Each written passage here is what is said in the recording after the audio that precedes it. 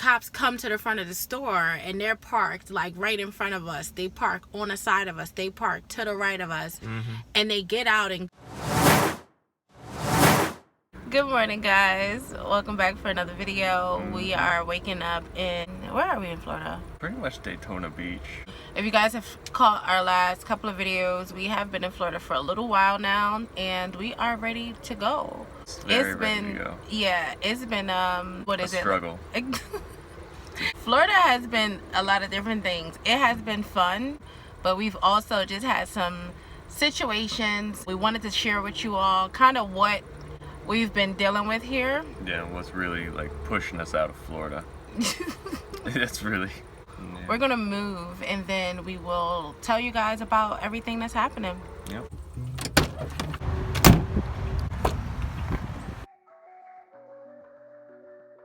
So we just made it to this state park here in Florida called, what is it, babe? It's B-U-L-O-W.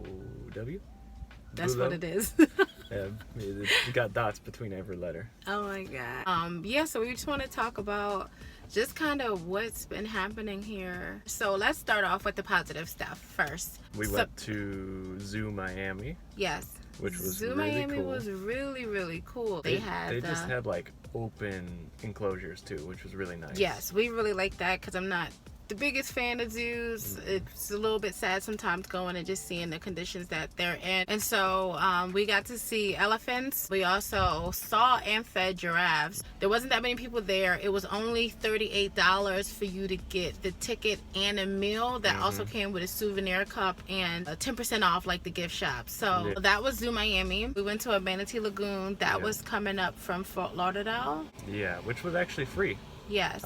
We didn't come at the best time, I think. So we did get to see some manatees, but they have times of the year and times of the day where it's just like hundreds of manatees in this little area. That actually brings up Fort Lauderdale. We loved Fort Lauderdale. Yeah, no, we really did love Fort Lauderdale. We went to the Thrive sculpture by Daniel Popper. That was cool. Yes, we've actually been to his work in Chicago. Yeah, the Arboretum. Yeah.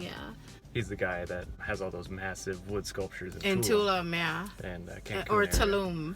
Tulum, yeah. Yeah, Tulum, I think Mexico. it's Tulum. So, all of that stuff was good. Now, for the things that we have not been enjoying too much in Florida, was when we just came out of the Keys. Basically, before we went down to the Keys, there's a Cracker Barrel right there at the top. Where is that? It's Florida City Homestead. I think is somewhere in there. So there's a Cracker Barrel there. There are campers all over this Cracker Barrel, which if you don't know, Cracker Barrel, the ones who own their lot, they have like an RV section. Yeah. So the issue we had with this Cracker Barrel is that before we went down into the Keys, we stayed there for 2 nights. Yeah, right? 2 nights. And we were leaving during the day, I think. Yeah, we were going to that. That's the other thing. So if you are going to stay like a couple of nights, get up early and leave and then come back late, kind of like when they're closed or closer to closing, just so you're not taking any spaces from the customers other than you paying, eating your food and then leaving. We had supported this Cracker Barrel and we stayed there and we had no issues. We stayed in the exact same spot both nights before we went down to Key West. So when we came back up from Key West, when we got there, the manager was out back. The manager came over, grabbed some crates or whatever to have an excuse to kind of get near the van, and then was like, because our window was down, asked, how I was doing. I was like, I'm great. How are you? He's like, I'm good. So we're like, okay, great. Like, the manager saw us, so it's good. Like, we're good to go. Yeah, we felt like, okay, cool. Like, I mean, there's probably 25, 35 other campers in this one parking lot. There's buses. Yeah, there's all the schoolies. Yeah, all the schoolies were there. RVs were there, and they were all over the lot. So we were in a place that it was like, okay, all of them are surrounding the building in spots that aren't really RV. Yeah. Yeah, no. So we were like, they're blocking 8-10 spots at a time. Exactly. We're like, let's not add to the confusion of it all. And we parked where we parked the first 2 times that we stayed there. So then we decided to get in the back and go to sleep. If you guys saw our other video where we were feeding the tarpons, that was a full day out in the sun and we were exhausted. We got in the back and we slept for, I'd say maybe 30 minutes. It was already dark by the time we had gotten there, so I didn't know what time it was when we were woken up by a knock. I mean, it was like we hear this knock at our door and we are just all disoriented because we only fell asleep maybe 20 to 30 minutes before the knock happened. So that's when you're real messed up, when you get woken up. So we're confused because one, we know we fell asleep in the Cracker Barrel parking lot. So yeah, it's not in a weird area. Yeah, it's like, okay, why are we getting knocked on? We just spoke to the manager. The manager said hi. We said hi back to the manager. And then we get up. I hear the reading off of our license plate, and I'm like, oh my God, I think it's the cops. I put my shirt on, and I get out, and immediately there's flashlights all on my face. How many cops were there? It was like... Oh, there were at least 4. I think there were 4 at the back of the van as I'm coming out the side. Yeah. They weren't super aggressive about anything. They were just like, hey, what you doing here? It was like, what do you mean? RV, whole school bus, RV, a bunch of camper vans. Like, ours is no different, except ours is stealthy. Yeah. So ours it's not stealthier. like Coach on the side or anything, or Coachman, whatever that brand is. Oh, okay. But yeah, it was like, he's like, you sleeping in this? Yeah. He's like, okay, we got a call saying that there was a suspicious vehicle, possibly a stolen vehicle, out behind this Cracker Barrel that matches your description, or whatever he said. It was so crazy and confusing, and it was actually really disturbing for us, and especially me, because we've already stayed at this Cracker Barrel. We've supported the Cracker Barrel, and we've been there throughout the morning time in order to support them while they were open. Yeah. So I'm sure the manager has seen our van before, and he had never reported the van as being suspicious until he saw me. He's only interacted with me. So for us to think that we were in a better situation because we had seen a manager, and then to be greeted by the police, 4 officers with like 4 officers in front of him. We don't know how many officers, because there were at least like 5 cars. So it was a lot. I mean, lights all over us while the Cracker Barrel was still open. These were during their regular business hours. Yeah. They had an hour, I think, before closing. Right. When we got there. So for them to say that he felt like it was suspicious and that the vehicle may have been stolen. Yeah, that the vehicle, so for him to say that was a lot in a stretch. For us to have, 1, already been parked there before. 2, the cops said that it was the location in which we were parked. Literally next to us were two pro masters who were not knocked on at all. So who had been there longer than us. Yeah, they had been there longer than us, and it wasn't until that interaction. So take what you will from it. We know the situation that we felt, and the manner in which it happened, and the extremity in which it happened, because it was unnecessary. What could he have told the police on the phone? To have to have like 5 cars. Yes, with each lights with all 2 over. guys. Yeah. Surround the Cracker Barrel and block exits while they were still in service. Like, that was the other thing. And then show up in 20 minutes. So we decided that we were going to leave, and when we called the Cracker Barrel to see what was his reasoning for calling the police, when we spoke to each other, his response was that it didn't matter, and then hung up the phone. Which confirms that he was the one that called, of course. Exactly. So for us, it was like, after that situation, we had a bad taste in our mouth, on top of already not having the best vibes in Florida, honestly. We just haven't had the best experience with drivers, and then just energy in certain places from a small group of people. It hasn't been everybody, it hasn't been everywhere. So once this Cracker Barrel situation happened, it was just like one more thing. So that night we just drove. We were not staying at that Cracker Barrel anymore, we went to a rest area. I mean, obviously we shouldn't have even had to do that. Not at all. There's no reason for it. We drove like an hour to get to it. But we didn't feel we didn't feel comfortable, because even after, so what the cops asked us to do was to move to the front of the store in order to make the manager feel more comfortable, while there were still 2 other vans in the back that were not asked to move. Okay, so then once we moved to the front of the store, the cops come to the front of the store, and they're parked like right in front of us. They park on the side of us. They park to the right of us. And they get out and go into the store, I guess, to then assure the manager that everything's okay. But at this point, we feel uncomfortable. So we're leaving. You know what I mean? It's like you guys are surrounding us. Even though you got out of the vehicles, it's still an intimidation type of thing. And it's just, it doesn't feel good. They left their lights on, I think, the entire time. So, several of the cars, at least. Right. And so to draw all of that attention to us, draw all of that attention to the parking lot, and then have all of these officers walk into the store as well. Yep. It was a whole lot for this just little van life couple that was just trying to take a nap from, you know, a full day of adventure. So yeah, we decided to leave and go to the rest area, which was actually much better. We slept there peacefully and was just getting our minds together and honestly making phone calls to corporate because it was insane to have to deal with that. But then we had to get our oil changed. We'll walk and talk and then tell you all what happened with us when we went and got our oil change. Alright guys, so we're going to check this trail out right now and then we'll tell you about Walmart. It's not necessarily Walmart, honestly. It's this particular one. This particular Walmart and its employees. So it was one of the videos that we wanted to put out for you all, but honestly, after that day, our energy was just not it. We were really annoyed. Our plans got all mixed up. We started that day basically having plans of doing some chores, and we were hoping that the oil change was the first thing that we can knock out. When we got to the Walmart, typically every time we do our oil changes, we do them through Walmart and we just go. We don't necessarily ever have to make an appointment. In this one situation, we had to make an appointment, and it was like 11:30, 12 o'clock when we got there. Yeah, about 11:30, something like that. Right, but they said that their next appointment was for 5 o'clock. So, long wait. Right, long wait, that's fine. We were like, well, we can go do all of the other things we wanted to do.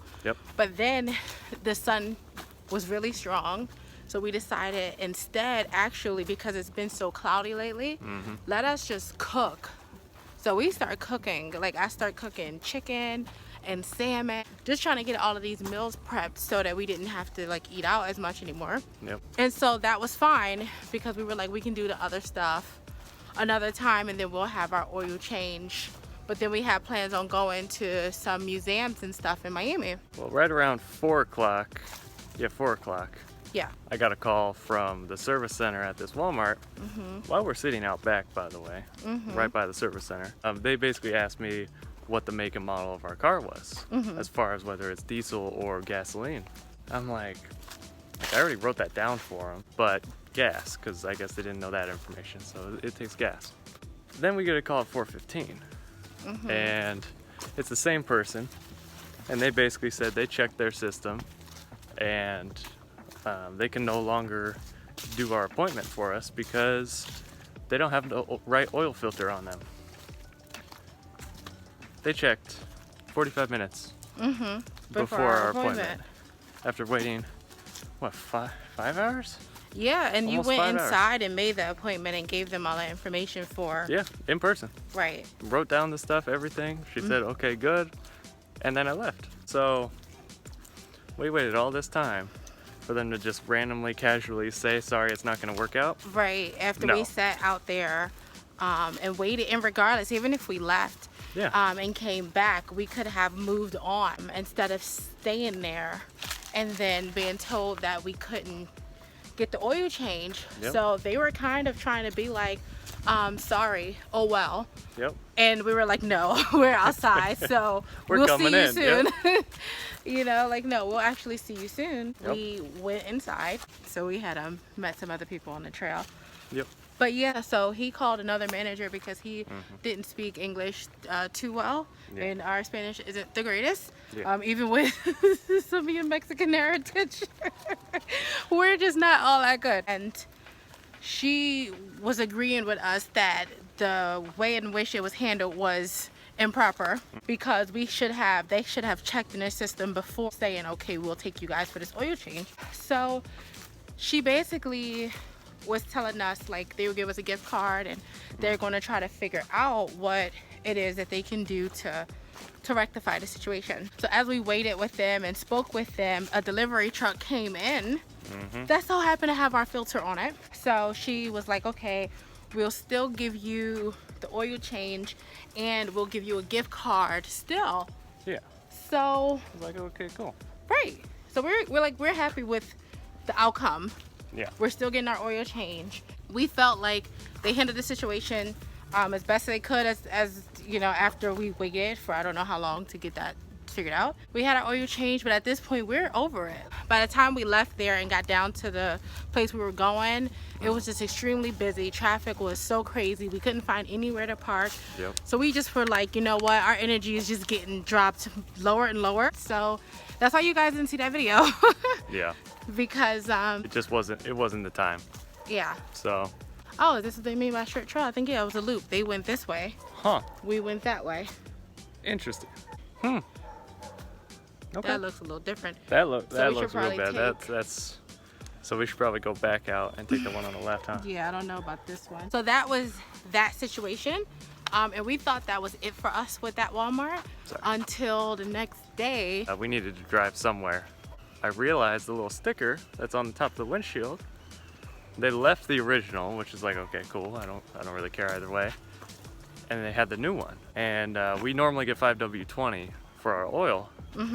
New one was 5W30. So I look it up. I'm like, okay, what does that mean as far as our engine goes? And sure enough, they're saying it is different. It's different enough that it could be a concern. Yeah.